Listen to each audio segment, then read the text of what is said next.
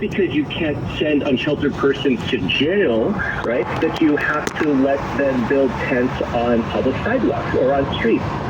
He says the homelessness problem is going unchecked and wants Phoenix to build larger shelters or sufficient campgrounds. The city told KTAR in a statement that they dedicated more than $120 million to homelessness solutions in the past year. Nick Sadowski, KTAR News. We're coming up on 6:39. Yeah, money being squandered doesn't fix homelessness. So I wasn't even going to vlog on this drive, but I caught part of that story. So as I was mentioning in the last video, or maybe the video before that, I had caught a story about a group of business owners suing the city of Phoenix, and what I caught in that, just before I managed to get this thing recording, there's such a lag on the stupid phone opening the to improve our services, opening the resources and the way that we use them. He says they too want to know why they missed that. opening the camera app and getting it recording, and just ABC News. opening the phone in general. It's a slow phone, what can I say? It was free, I can't complain. Anyway, yeah, they did say that they were actually playing some quotes from the attorney representing the businesses, and they did say that these are business owners around the zone. So that was my gut feeling. I was right on that.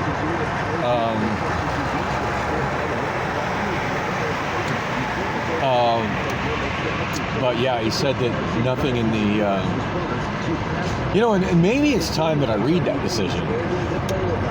The federal court decision that says that they basically can't criminalize homelessness. But yeah, the attorney was quoted as saying, and I'm not sure if I caught that in this video or not. I was just frantically trying to hit record and get the phone up into my phone holder while driving. But he said nothing in the federal court decision required that the city allow them to set up tent cities, allow them to set up tents. So yeah, definitely I need to get on KTAR.com and read more up on it, and I will link that to this as well. And no, I haven't had time to do that since the other video when I was talking about it when I first heard that. Actually, I think I heard that as I was coming on. Yeah, pretty much all I've had time for is I went to my therapist appointment, which, by the way, that went great. She's very proud of me for taking charge of my apartment and telling Priscilla she needed to get her own place. So I've been venting to her about how frustrated I am with that situation for a long time. So, and the other thing I started to share with her is that my focus. Again, so many people are like, oh, get another roommate, get a roommate. No, I don't need a roommate. I need to get my place clean. I need to get my place clean to where my place is 100% my place, and then I need to go after finding my 12-year-old daughter. And no, I don't want any other guy whatsoever around me and my 12, almost 13-year-old daughter. No, don't want that at all.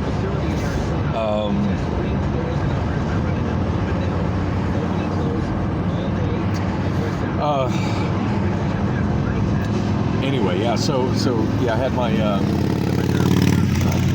therapist appointment. That went well, and then after that, the last video where I just kind of walked over Central, thinking maybe, just maybe, I might see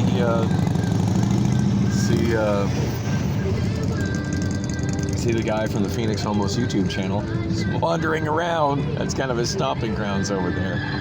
Although I've seen videos of him wandering around here as well. So, I mean, I guess that's why his channel intrigues me so much, because I'm just seeing all the places I'm seeing in the background of his videos are all the places where I live. And not so much where I live, like my home, but rather places where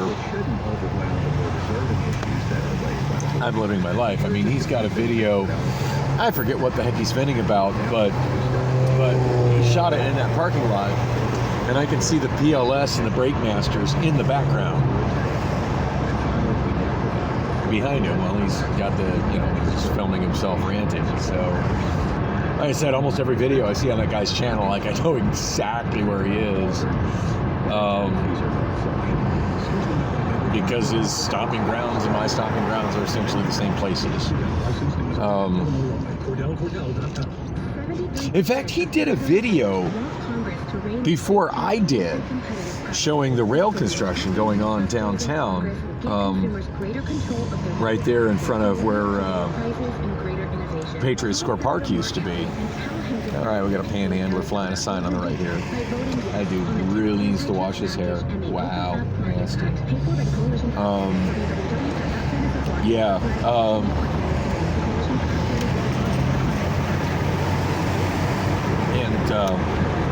And I had to agree with him where he was talking about how it was really disappointing that the park that was there wasn't there anymore, because I miss the old Patriot Square Park. When I was battling homelessness after my divorce, that's where I spent my early mornings. And a lot of times I would be there, before the courts would open up.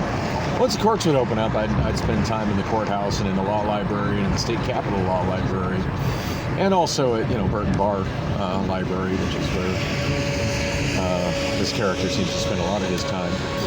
But before that, I really like to spend my early mornings. I really like to spend my early mornings at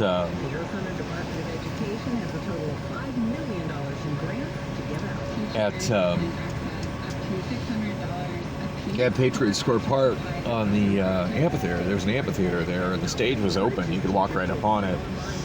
And a lot of times I would just stand on that stage and sing a cappella, just to kind of, I don't know, it was like a healing thing, because I was going through so much emotional pain because of my divorce.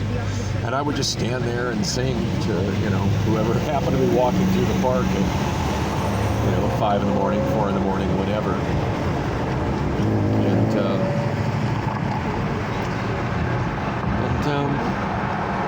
that was therapeutic. I really, really miss that park. Still to this day, I'll never forgive Greg Stanton for selling out what I felt was a world-class public downtown park for commercial development. And I'm sure it was really good, for the really good, money-wise for the city of Phoenix. I don't doubt that, but basically he sold something that belonged to all the citizens of Phoenix and all the citizens of Arizona, and sold it out to a bunch of private interests.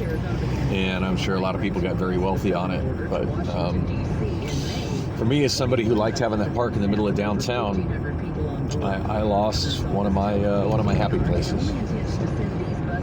And I'm sure one of the reasons that they were motivated to get rid of that park is that homeless people did like to loiter in it.